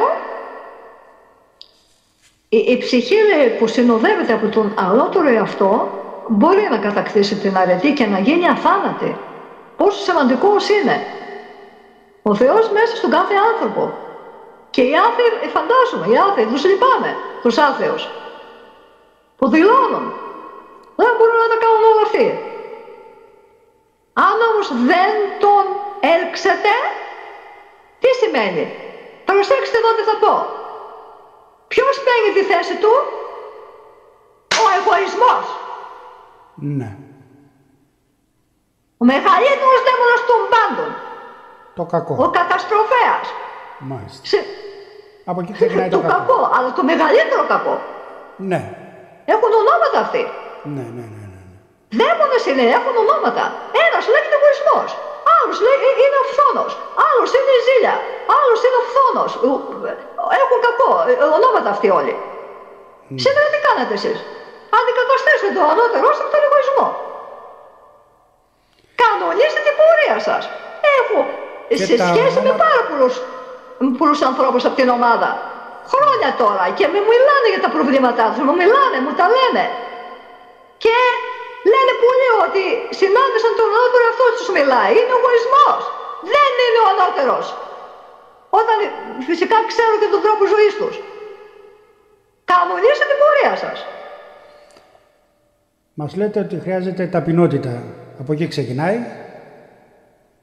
το όλο θέμα. Τα πάνω, όλα. Όχι μόνο ταπεινότητα. Να ξεκινήσουμε τα. Όχι δουλεία, άλλο ταπεινότητα, άλλο δουλεία. Ναι, άλλο δουλεία. Άλλο ταπεινότητα, άλλο δουλεία. Ναι. Καλός άνθρωπος. Να κάνετε όλα αυτά που θα σας πω. Ταπεινός με την καλή την έννοια. Που σας είπα και θα σας πω. Μάλιστα. Τι ωφέλει? Ναι, τελειώσατε? Όχι, ναι, τελείωσα. Μπορείτε να κάνετε ερώτηση. Τι ωφέλη έχουμε από για τον διαλογισμό? Ναι. Ναι. Μεγάλο ωφέλη. Πολλά. Ναι. Σας βάζω όχι δύσκολα. Όχι, απλά σκέφτομαι πώς να τα διατυπώσω. Η ακινησία της σκέψης. Έχετε τον τρόπο σας. Ναι, ευχαριστώ. Η ακινησία της σκέψης και το ψάξιμο μέσα σου. Ψάχνεις όλα τα σκάφη, όλα σου τα σκάφη. Όλα σου τα σκάφη. Ψάχνεις μέσα σου και βλέπεις. Αν με το διαλογισμό, δηλαδή το ψάξιμο και η ακινησία του νου, εκλεπτύνεις τα σώματά σου. Ανεβάζεις τους κραδασμούς σου και συνδέεσαι με ανώτερα επίπεδα. Έτσι αναπτύσσεις καινούργια συνείδηση. Ο διαλογισμός μοιάζει με την διαδικασία εκπαίδευσης ενός παιδιού που προετοιμάζεται να υπεύσει το άλογό του που πρέπει να τα χειρίζεται και τα δύο, και το άλογο και τον εαυτό του. Και το αφήνεις να τρέχει ελεύθερα, λέει αυτό. Έτσι μοιάζει. Είναι επικίνδυνος δηλαδή, δεν πρέπει να προσέξεις.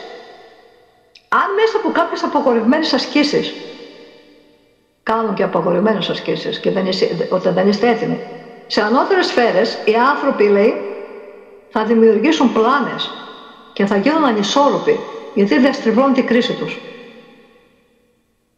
Πρόσεξε λοιπόν εσύ που τα θεωρείς όλα εύκολα, ότι χωρίς αγώνα θα επιφέρεις την επικοινωνία και την ένωση με ανώτερες σφαίρες. Γελιέσαι! Πρόσεξε και κάτι σοβαρό. Χρησιμοποιώντας ναρκωτικά, όπως πιστεύουν μερικοί, ότι θα επιφέρουν επικοινωνία με ανώτερα παιδεία, γιατί οι ναρκωμανείς έχουν ανοιχτή τη διάσταση. Έρχονται, βλέπουν άλλους κόσμους. Βέβαια σκοτεινούς κόσμους, έτσι. Ναι. Γιατί το ναρκωτικό δεν μπορεί να εισχωρήσει Θεός. Βέβαια, σε σκοτεινά μέρη, κατώτερους κόσμους.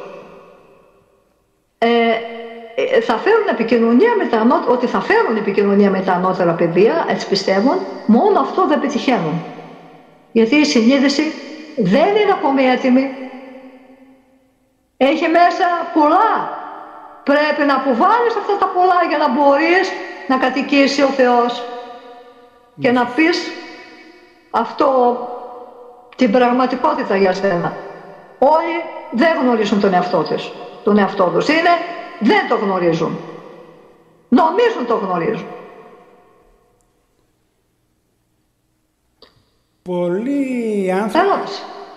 Πολλοί άνθρωποι καλούν πνεύματα νεκρών για να συνομιλήσουν. Γίνεται αυτό? Τι συμβαίνει με το θάνατο? Είναι καταγεγραμμένος? Τι ακριβώς γίνεται εκεί? Πάμε και λίγο μεταφυσικά τώρα. Βέβαια. Τώρα το μεταφυσικό είναι στο προσκήνιο. Στο προσκήνιο. Όλοι τα δέχονται πλέον. Δεν είναι όπως 10 και 15 χρόνια πριν. Ναι, αρκεί να το λένε άτομα σαν και εσάς που γνωρίζουμε. Γιατί υπάρχουν... Ναι, αυτοί που το λένε και τα δέχονται γνωρίζουν, έχουν εξελιχθεί, έχουν ανοίξει ο νους τους. Ναι. Θα πω κάτι με το που λέει ο Πορφύριος. Στις αφορμές, νομίζω, προς τα νοητά, αν θυμάμαι καλά. Ναι. Όταν κάποιοι άνθρωποι, λέει, αισθανθούν την επιθυμία να καλέσουν, λέει, κάποια ψυχή, άσταρκη ψυχή δηλαδή, που πέθανε, μπορεί να έρθει, λέει, και να παρευρεθεί δίπλα τους. Διότι οι ασώματες, λέει, ψυχές έχουν τη δυνατότητα να μπορούν, λέει, να ρεπούν προς τη λογική κατάσταση, να έχουν οροπή προς τα εκεί και να κάνουν αισθητή την παρουσία τους στις ψυχές των εισαρκωμένων ανθρώπων. Ναι. Αυτές, λέει, οι ψυχές βρίσκονται σε μία υπόσταση που ανήκουν στην πρώτη ουσία και δεν τις επιτρέπει να γίνονται ορατές, αλλά ούτε να μπορούν να αναμειχθούν με τις εισαρκωμένες που ανήκουν στη δεύτερη ουσία. Ο Αριστοτέλης λέει ότι τους δίνουν και ενέργεια, λέει, αυτές οι ψυχές, τους ανθρώπους, όταν έρχονται σε επαφή. Τώρα, για να αποδεσμευτεί μια ψυχή από ένα υλικό σώμα, δηλαδή μιλάω για τον θάνατο τώρα, έτσι, μια παρένθεση κάνω, από ένα υλικό σώμα, ο πρώτος, λέει, είναι να φύγει από το υλικό της σώμα με φυσικό θάνατο. Ωραία, τον έχουν όλοι αυτό. Αυτόν χρησιμοποιούν. Ένας δεύτερος όμως είναι να φύγει με δική της επιθυμία. Όταν αποφασίσει εκείνος, όταν τελειώσει το έργο, η αποστολή του, να αποφασίσει να φύγει. Για να τον εφαρμόσει όμως κάποιος, πρέπει να είναι πολύ ψηλά, να είναι από φιλόσοφος και πάνω. Ναι. Είδες πόσο ελέγχουμε μετά τον εαυτό μας, τα πάντα ελέγχουμε αν ανέβουμε πνευματικά. Όταν ανεβαίνεις πνευματικά, ελέγχεις... Θα πω τώρα και τη δική μου γνώμη. Ναι.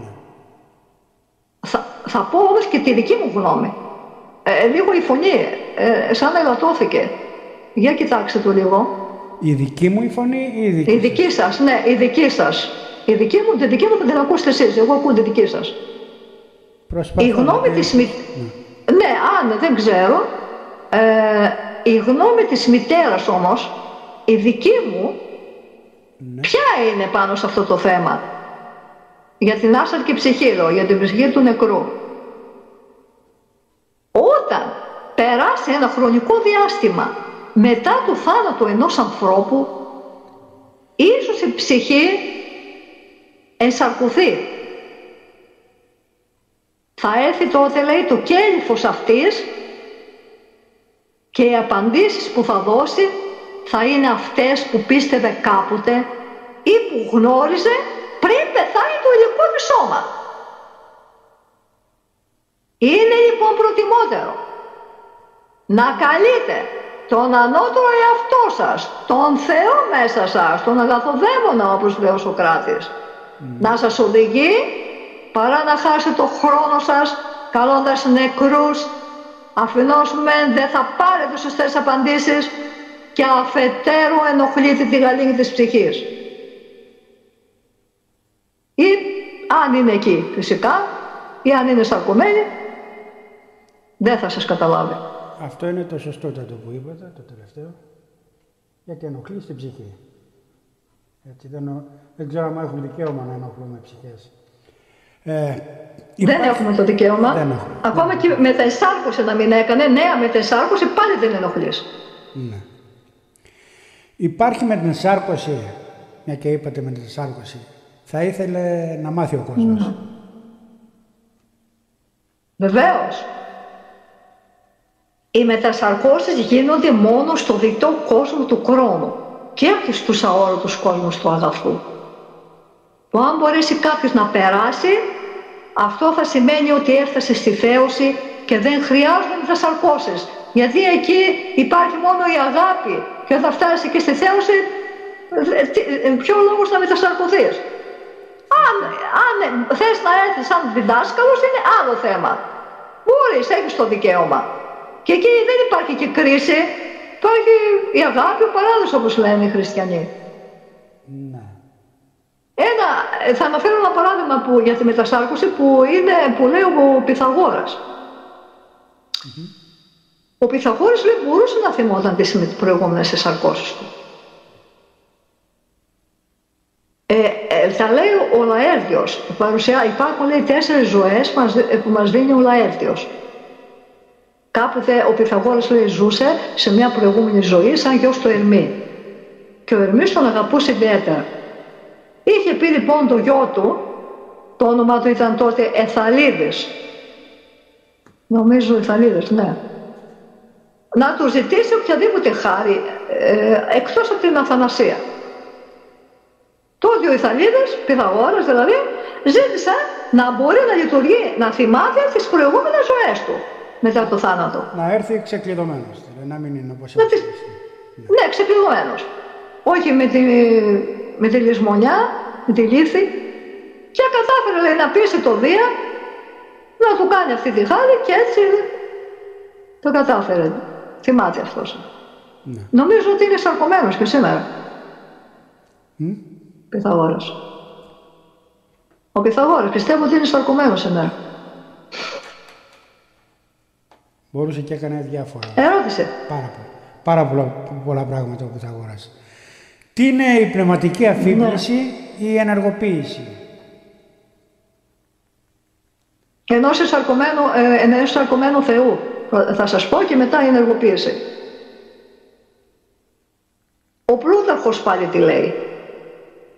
Κάποιος Κλεόμβρωτος, με όνομα δηλαδή, προσπαθούσε τότε ένα σαρκωμένο Θεό στη γη για να συνομιλήσει μαζί του. Χρειάστηκε λέει να περιπλανηθώ, έλεγε ο Κλεόμβρωτος, για να συναντήσω αυτόν τον άνθρωπο που μόνο μια φορά το έτος βρίσκεται στην Ερυθρά Θάλασσα, ενώ όλες τις άλλες περιφέρεται όπως στην ομάδα. Με συντροφιά λέει τις Θείες Οντότητες. Όταν λέει τον ανακάλυψα, ήταν πολύ εγκάρδιος απέναντί μου. Προσέξτε τα χαρακτηριστικά που παρουσιάζει, ένας σαρκωμένος Θεός. Εγκάρδιος. Αυτός ο άνθρωπος λέει είχε πάνω του όλες τις αρετές. Ήταν κάλλιστος από όλους τους ανθρώπους, δεν είχε καμία σχέση με τους ανθρώπους. Ήταν ο καλύτερος. Ήταν ηθικός. Είχε αναπτύξει ήθος. Δεν αρρώστηνε ποτέ. Δεν μπορούσαν να το πλησιάζουν αρρώστιες. Και ο λόγος ήταν ότι δεν είχε πάθει με ήττα, έτσι, εξαρτήσεις. Τα είχε όλα που βάλει. Όσα είχε. Έτρωγε λέει μια φορά το μήνα, γιατί ήταν τόσο ενεργειακός που δεν χρειαζόταν τροφή. Μπορούσε να μιλάει όλες τις γλώσσες. Και όσο μίλαγε στον αέρα λέει, λέει στον αέρα, είχε αρώματα, ευωδίαζε.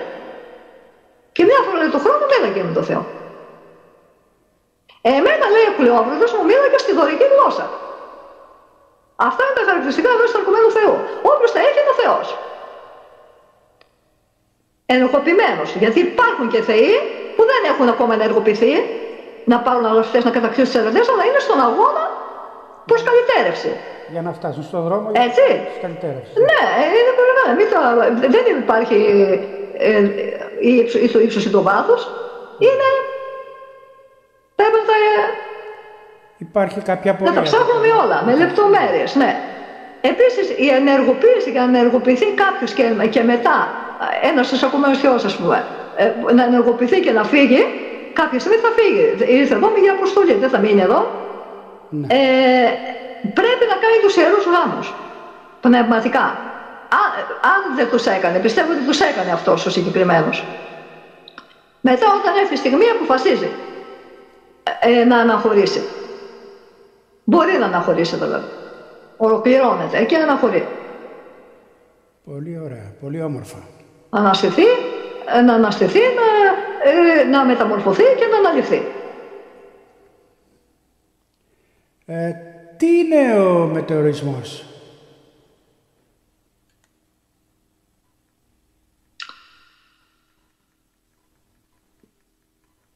Μετεωρισμός είναι η μέθοδος, κάτι σκέφτηκα τώρα για σένα, γι' αυτό γελάω. Ναι. Κάτι καλό δηλαδή. Λέω να μην το πω. Μπορεί να μην θες να το πω. Μετεωρισμός είναι πάντως πολύ καλό. Μετεωρισμός είναι η μέθοδος που η ψυχή εγκαταλείπει το σώμα προσωρινά και συναντά τον ανώτερο εαυτό της. Και ο άλλος Θεός και όχι μόνο αυτόν. Αυτό γίνεται μέσω του διαλογισμού. Ναι. Χαλαρώνεις, δεν σκέφτεσαι, τα ξέρεις εσύ αυτά. Προσπαθώ να... Ο Πλάτων λέει στο Φέδρο και ο Αριστοτέλης στα μετεωρολογικά λέει. Ο Πλάτων θεωρεί το μετεωρολόγο, δηλαδή αυτόν που φεύγει από μέσα του, το αστρικό του σώμα, ανώτερο επιστήμονα. Δηλαδή αυτός μπορεί να γνωρίσει τα πάντα, να μαθαίνει πράγματα τα οποία δεν υπάρχουν πουθενά.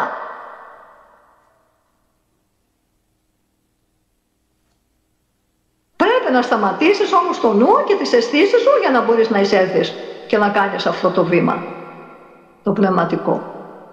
Η διαδικασία αυτή μοιάζει με μια κατάσταση ενός ανθρώπου, λέει, που καταναλώνει, λέει, μεγάλη ποσότητα φαγητού και θέλει, λέει, και νιώθει βαρύ το σώμα του, κουρασμένο. Ναι. Αυτό είναι ο μετεωρισμός. Η αστρική προβολή, με λίγα λόγια. Και ο Ηράκλειτος, όπως διάβασα παλιά, μιλάει γι' αυτό και το θεωρεί απαραίτητο. Εξέλιξη το θεωρεί. Έλεγχος του εαυτού του. Εξέλιξη του νου και της ψυχής. Και από εκεί και πέρα όλα θα πάνε... Ναι. Έχει αυτοέλεγχο. Πετυχαίνει αυτό που θέλει. Τι μας λέει ο Ερμής όταν μίλησε με τον ανώτερο εαυτό του, το Ποιμάνδρη? Βλέπετε, έχουμε μία-μία τις ερωτήσεις που είναι... Ναι. Δεν μπορούμε να τις κάνουμε όπως... Ναι, εντάξει. Εσείς πιστεύω έχετε τις απαντήσεις. Τις έχω. Μπορώ να σου πω, είμαι πάρα πολύ διαβασμένη. Και εκτός αυτού παίρνω και από τον εσωτερικό μου εαυτό απαντήσεις. Και τις συγκρίνω με τις επίκτητες γνώσεις μου. Το κυριότερο, ναι. Έχετε τη δυνατότητα να... Ναι, έχω πολύ ασχοληθεί, έχω δουλέψει πάρα πολύ, έχω εργαστεί πάρα πολύ. Όλη μου τη ζωή την αφιέρωσα σε αυτό το έργο. Δεν έχω προσωπική ζωή. Μπορείτε και μπαίνετε μέσα σας και παίρνετε τις απαντήσεις. Αυτό είναι το... Και γι' αυτό... Τα πάντα, ναι, τα πάντα. Θέλει αγώνα. Δεν το είχα από την αρχή. Ναι. Παρόλο που είμαι αυτή που είμαι. Δεν μπορεί να το κάνει. Βέβαια, εξαρτάται τι αποστολή έχει ο καθένας. Μπορεί να το πάρει από την αρχή τη δύναμη. Δεν έχει σημασία, εξαρτάται τι αποστολή έχει. Ναι, αλλά πρέπει άλλος το παίρνει, άλλος δεν το παίρνει. Το παίρνει γερό. Δεν πρέπει να είσαι και κάπως ξεχωριστός. Χωρίς να είναι ρατσιστικό αυτό. Όλες οι μονάδες οι ίδιες είναι? Όχι. Δεν είναι το ίδιο. Λέει λοιπόν ο Ερμής, σε αυτό που με ρωτήσατε, ότι συναντήθηκε με μια οντότητα που ήταν υπερμεγέθης και αποκάλεσε την ψυχή του του Ερμή δηλαδή του κατώτερου νου, μειών. Λέει λοιπόν ο Ερμής, ο κατώτερος νους, ποιος είσαι, του είπε, που μου μιλάς? Εγώ, λέει, απαντάει αυτός, είμαι ο Ποιμάνδρης και γνωρίζω τι θέλεις να μάθεις και είμαι αυτός που πάντα βρίσκομαι μαζί σου. Εγώ, λέει ο Ερμής, ο κατώτερος νους, μιλάμε τώρα για ανώτερο και κατώτερο νου. Ναι. Μιλάμε για γραφοδαίμονα. Θέλω να μάθω, λέει, ποια είναι αυτά τα όντα. Το ον, το μη ον και το ον το σον, που αναφέραμε πιο πάνω. Και θέλω να γνωρίσω τι σημαίνει Θεός. Του λέει ο Επιμάνδρης, φέρε στο νου σου όλα αυτά τα οποία θέλεις να αποκτήσεις στην πράξη. Τι εμπειρίες θες να μάθεις, δηλαδή, να πάρεις? Και εγώ, λέει, θα σου τα διδάξω, θα σου δώσω εμπειρίες. Αυτές οι εμπειρίες δεν είναι πάντα καλές, γι' αυτό μην αγανακτείτε γι' αυτό. Ο νότερός σας τα παρουσιάζει. Θα σου φέρω καταστάσεις, δηλαδή, στη ζωή σου, ώστε να συγκρουστείς μαζί τους, να τα ζήσεις και να τα βιώσεις. Έτσι θα εξελιχθείς. Όταν μαθαίνεις το μάθημα, δηλαδή, ανεβαίνεις και η ενέργειά σου, η δόνησή σου, η ενέργειά σου μεγαλώνει, πολλαπλασιάζεται. Όπως λέει και ο Όσο, που τον έχω ως εκτίμηση, όχι ότι δεν έχω τους Έλληνες φιλοσόφους, τους έχω, αλλά με τον Όσο έχω αρχίσει εγώ την μοίησή μου, το διάβασμά μου, εξ αρχής, πριν πάρα πολλά χρόνια. Η γνώση είναι ζωντανή, λέει, μόνο όταν την αποκτάς εσύ ο ίδιος μέσω εμπειρίας. Όταν όμως την ξέρεις από τους άλλους, δεν είναι ζωντανή. Το έζησε εκείνος. Απλά εσύ στο μετέφερες ένα και του κάνεις το που παγανίζεις. Δεν λέει τίποτα αυτό.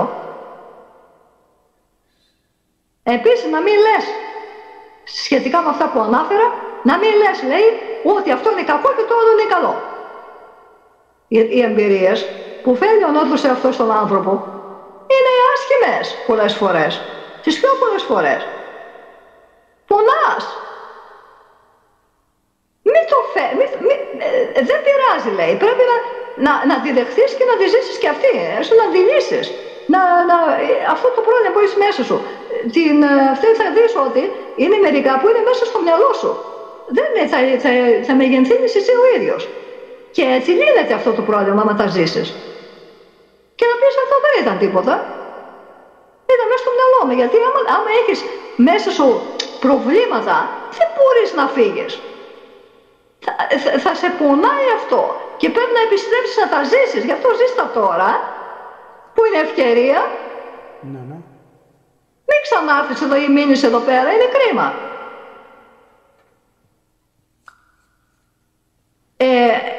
Ναι, θα δεχτείς και το καλό και το κακό. Γιατί αυτά έχουν κάτι να σου δώσουν. Όσο για την τριμέρεια, για το όν, το μείον και αυτά που μου ρώτησε ο Ερμής τον Ποιμάνδρη, ένας λόγος που υπάρχει είναι ότι χωρίζει την οντότητά μας σε ένα άλογο μέρος και ένα λογικό. Το άλογο είναι αυτό που είναι στη ζωή μας που ζούμε και το λογικό είναι αυτό που θέλουμε να έρθουμε σε επαφή, δηλαδή ανώτερός μας. Είμαστε χωρισμένοι τώρα. Άλογος κατώτερος, λογικό ανώτερος. Ό,τι ο κατώτερος ζητάει, ο ανώτερος θα το δώσει. Γι' αυτό ενωθείτε, προσέξτε, ενωθείτε, αυτός είναι ο σκοπός. Αν ενώσω αυτούς τους δύο εαυτούς, θα θεωθώ. Κάποιος μας είχε χωρίσει κάποτε. Ήσασταν ενωμένοι και σας χώρισε, γιατί για να γίνετε πιο ασθενέστεροι. Γι' αυτό πρέπει να το ενώσουμε τώρα. Και συμπληρώνω εγώ τώρα, προπαντός, να τα βιώσεις, γιατί αν δεν σου γίνουν βίωμα, δεν εξελίσσεσαι. Λέω τις εμπειρίες τώρα, λέω. Για να μπορείς μετά να ενωθείς στο τέλος. Αν οι δυσκολίες της ζωής σας κουράσουν και σας φέρουν πόνο, είναι για το καλό σας. Μην αγανακτείτε. Απλά λύστε τα προβλήματά σας. Πάρτε τις εμπειρίες που σας δίνουν άτομα της οικογένειας και στενοί φίλοι, οι οποίοι δεν ήταν τυχαία. για να μάθετε τα μαθήματά σας και εσείς να δώσετε τις δικές σας για να μάθουν και εκείνοι. Τόσο ανεβαίνετε μετά στην εξέλιξη και σε δόνηση. Δεν ξεχνάω ότι η ζωή είναι ένα σχολείο, γι' αυτό προσπαθούμε να το τελειώσουμε. Εκμεταλλευτείτε, αφού σας έκλεισε που σας έκλεισε ο χρόνος μέσα εδώ, τώρα στο πάρτε της εμπειρίας, οριμάστε, γίνετε θεοί.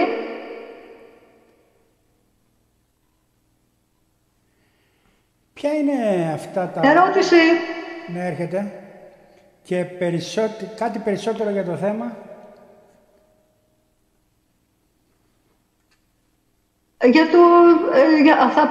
Θα πω για αυτά τα τρία, τις κατηγορίες αυτές, από το ποιμάντρι πάλι.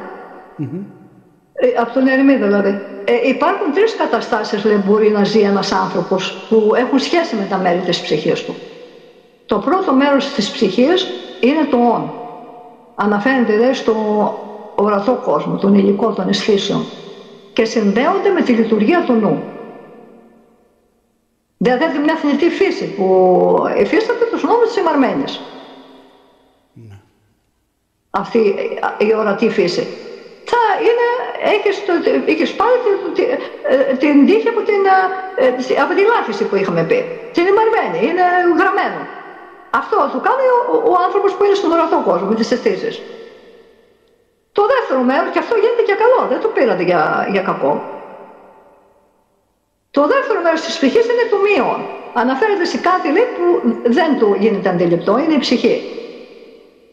Και το τρίτο μέρος είναι το όν, το σον, που είναι η ένωση των δύο, ορατού και αοράτου, ώστε να μπορούμε να επικοινωνούμε ταυτοχρόνως με την ίδια στιγμή και με αυτόν και τον άλλο κόσμο. Η πρώτη ουσία προκειμένου να εξελιχθεί πρέπει να χωριστεί σε δύο εαυτούς. Ναι. Το κατώτερο για να λέει ότι εξελίσσεται, ότι χωρίζεται για να εξελιχθεί. Άλλος τα έκανε αυτά. Άλλος τα έκανε αυτά. Απλά, αλλά το έκανε για κακό. Απλά εμείς δεν θα εκμεταλλευτούμε την περίπτωση. Πριν ήταν ενωμένοι σε μια κατάσταση αιώνια. Τα ξέρουμε, εντάξει, τα ξέρουμε αυτά. Και αυτά θεωρούνται, λέει ο Πλάτων, ανδρόγυνο. Είναι από το μύθο του Ερμαφρόδιτου. Ναι. Το συμπόσιο τα λέει. Όταν ενωθούν, θα γεννηθεί ο ενίοχος, που είναι ο γάμος και των δύο λόγων. Λέγεται ιερός γάμος που ανάφερα παραπάνω. Και το κάνει ο Ζεύς. Τότε η ψυχή θεοποιείται. Θεοποιείται. Με λίγα λόγια, ον είναι το άλογο κατώτερος εαυτός. Μείον είναι ο ανώτερος εαυτός. Όντως ον, η ένωση των δύο και η θέωση. Η κορυφή, ναι. Πιστεύω να γίνουμε κατανοητοί. Να γίνουμε κατανοητοί. Κατανοητικότατη. Και η ψυχή από πόσα μέρη αποτελείται και αν είναι αθάνατη. Ξαναρωτάω. Ο Πλάτων στο Φέδρο λέει είναι αιώνια και αθάνατη και χωρίζεται σε τρία μέρη. Το λογιστικό, λέει, αυτό που επικοινωνεί με τον κόσμο των ιδεών, το θυμοειδές που έχει τα πάθη, αλλά τα ευγενή πάθη, όχι τα αγενή, και το επιθυμητικό που είναι του κατώτερου, που είναι τα αγενή πάθη. Ναι. Αυτή η κακιά, ας πούμε, το κακό μέρος, το υποδιέστερο. Κατά τον Πλάτων ο άνθρωπος πρέπει, λέει, να φροντίζει να φύγει όσο πιο γρήγορα από τη ζωή, για να ενωθεί με τον κόσμο των ιδεών. Και εγώ λέω, δεν εννοεί να αυτοκτονήσετε, μην του κάνει κανείς αυτό. Μετά πάμε σε άλλο. Μετά είναι ακόμα χειρότερα. Όχι θα έρθεις πίσω να λάβεις τα μαθήματά σου που άφησες στη μέση, αλλά ξεκινάς από την αρχή. Αλλά θα τιμωρηθείς με την αυτοκτονία. Ποτέ να μην το σκεφτεί κανένας. Θα σκέφτεστε με το μυαλό και θα τα βάζετε κάτω για να τα λύνετε τα προβλήματα. Όλα είναι φουσκωμένα στο νου. Εσείς τα κάνετε έτσι. Μάλλον οι διάβολοι που έχετε επαφή. Και όπως πρέπει να ζει, όμως πρέπει να ζει, λέει ο Πλάτωνας, και να εξασκεί την αρετή, τη σοφία, τη σοφροσύνη, τη δικαιοσύνη, όλα αυτά, ας πούμε, να γίνει όσο και καλύτερος. Επίσης ο Πυθαγόρας πιστοποιεί και την θεωρία της αθανασίας, επειδή έλεγε κατέβηκε κάτω στον Άδη. Αυτοί μίλησαν πρώτοι, λέγεται με τα σάκους, οι Πυθαγόροι. Περνούσε πολλαπλά στάδια ενσαρκώσεων. Για να καλλιεργήσουν την ψυχή. Δεν μπορούσαν βέβαια και να φύγουν. Γιατί ήταν κλειστές οι πύλες. Μπορούσαν να πάνε στο όροφο. Δεν ήταν και έτοιμοι. Δεν ήταν και έτοιμοι βέβαια. Δεν ήταν και έτοιμοι. Πώς θα ανοίξει η πύλη. Επίσης κάτι παρόμοιο με τον Πυθαγόρη λένε και οι Ουρφικοί. Ναι. Στον 5ο αιώνα. Περί ψυχής και θανάτου, ότι η ψυχή είναι αθάνατη και θεωρείται φυλακισμένη στο ανθρώπινο σώμα. Και δεν πεθαίνει η ψυχή. Αν να τελειώνουμε, γιατί έχω κουραστεί πολύ. Τελειώνουμε, φτάνουμε προς το τέλος. Για πέστε μας, πόσες φορές πρέπει να συγχωρούμε?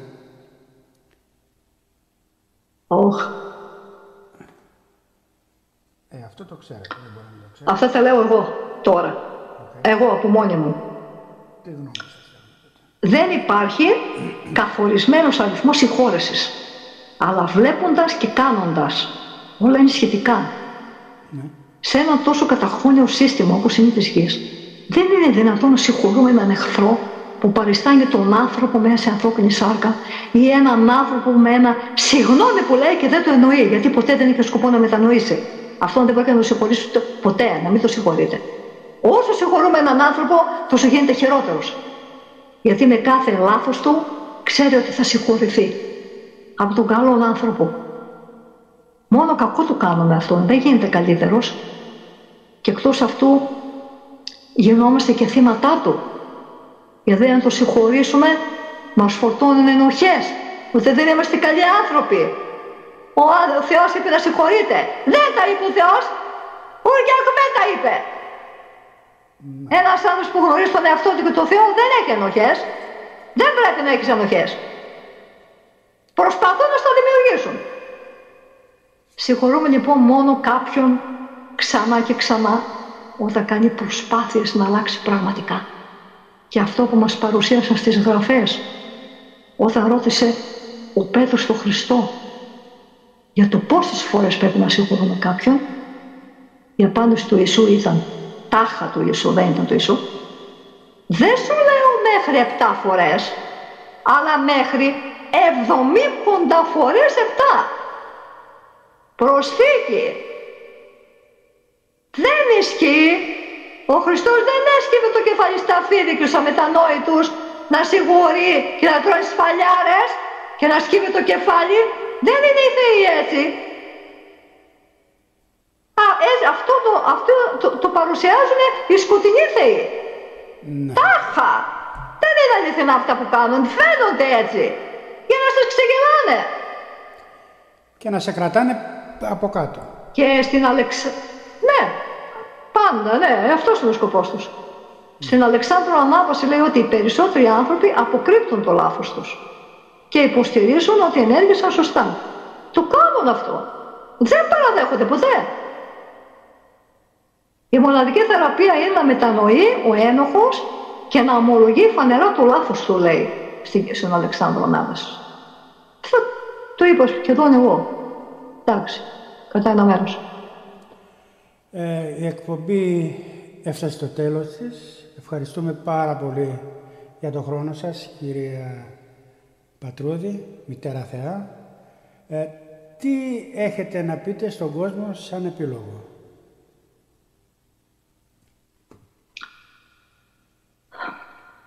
Προσέξτε μου και να κάνετε αυτό που θα πω. Εξαγνίστε τον εσωτερικό σας κόσμο από το φόνο, το μίσος, την κακία, τη ζήλια, την έχθρα, γιατί εσύ και όχι εγώ, τις κακές σκέψεις, το θράσος που έχετε από το νου, γιατί αν δεν το κάνεις ποτέ, δεν θα εγκατασταθεί ο Θεός μέσα σου, διότι δεν μπορεί να βρει καθαρό τόπο, αλλά κάποιοι άλλοι θα βρίσκουν κατάλληλο περιβάλλον, θα εισχωρούν και θα παριστάνουν τους θεούς, όπως έγιναν χιλιάδες χρόνια πριν που κυβερνούσαν αυτοί. Γνώρισε τον εαυτό σου και εξάγησε την ψυχή σου ώστε να ξυπνήσει η συνείδησή σου και να αναγνωρίσει το Θεό μέσα σου. Μη σπαταλάς την πολύτιμη ενέργειά σου στα κατώτερα κέντρα σου, αλλά ανέβασε την ψηλά για να φτάσεις στη θέωση. Εξισορρόπησε το νου με την αγάπη για να εκδηλώσεις πατέρα και μητέρα. Πάντα να βαδίζεις στο μέτρο και σε ισορροπία για να μην μπορεί να πλησιάσει οτιδήποτε σκοτεινό. Η εποχή αυτή απαιτεί άλλα πράγματα. Για να πάρεις θα δώσεις. Δεν είναι η εποχή του ελέους που έπαιρνες και δεν έδινες. Τώρα τα αλλάζει η μητέρα όλα. Για να έρθει η ισορροπία, μητρός και πατρός, γιατί δεν ήταν μόνο ο πατέρας, ήταν και η μητέρα η οποία εκτοπίστηκε, διώχτηκε για να πάρει κάποιος στη θέση ένας μοναχοφάης. Το να μάχεις εναντίον κάποιου εξομοιώνεσαι με τον εχθρό σου. Επέλεξε, βρε άνθρωπε, να είσαι καλός. Σε αναγκάζει κάποιος να μην το κάνεις. Πάλεψέ τον, νίκησέ τον, είσαι Έλληνας και άνθρωπος. Μπορείς. Απλά πράγματα. Εσύ τα κάνεις δύσκολα.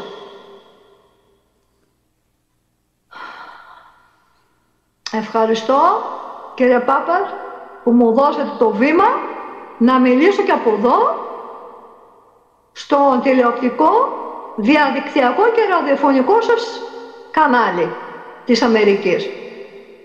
Οι ερωτήσεις σας θα απαντηθούν στο YouTube κάτω στα σχόλια. Αέρωσου.